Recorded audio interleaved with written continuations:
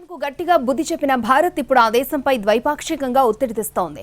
Operation సింధూర్పై 70 దేశాల దౌత్యవేత్తలకు special briefing ఇచ్చింది. Target ఏంటి, వాటికి ఎలా ఎంపిక చేశాం, మన సైన్యం శక్తి సామర్థ్యాలేంటి అనే విషయాలను స్పష్టంగా వివరించింది. పహల్గాం ఉగ్రదాడికి ప్రతీకారంగా భారత్ చేపట్టిన ఆపరేషన్ సింధూర్తో పాకిస్తాన్ మైండ్ బ్లాంక్ అయింది.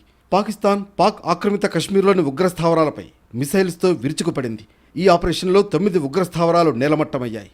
100 మంది టెర్రరిస్టులు హతమయ్యారు. పాకిస్తాన్ వెన్నులో వణుకు పుట్టించిన ఆపరేషన్ సింధూర్ గురించి 70 దేశాల దౌత్యవేత్తలకు వివరించింది భారత్. ఢిల్లీలోని ఇంటిగ్రేటెడ్ డిఫెన్స్ స్టాఫ్ హెడ్ క్వార్టర్స్లో దౌత్యవేత్తలతో సమావేశం నిర్వహించారు. Lieutenant general DS Rana operation సింధూర్పై స్పెషల్ బ్రీఫింగ్ ఇచ్చారు. లక్ష్యాల ఎంపిక ప్రక్రియ, భారత శక్తి సామర్థ్యాల ప్రదర్శన లాంటి అంశాలను వివరించారు. భారత్కు వ్యతిరేకంగా ప్రత్యర్థులు చేసిన తప్పుడు ప్రచారాన్ని, దాన్ని తిప్పికొట్టిన విధానం గురించి కూడా క్లారిటీ ఇచ్చారు. పాకిస్తాన్ను అంతర్జాతీయంగా ఒంటరి చేయడంపై ఫోకస్ చేసింది ఇండియా. ఆపరేషన్ సింధూర్తో దాయాదిని అన్ని విధాలుగా దెబ్బతీసిన భారత్ ఇప్పుడు ఆ దేశ అంతర్జాతీయ వ్యవహారాలపై దృష్టి పెట్టింది. ఇతర దేశాల సాయంతో పాకిస్తాన్పై ఒత్తిడి తెచ్చేందుకు 70 దేశాల రాయబారులతో ప్రత్యేకంగా సమావేశం నిర్వహించింది.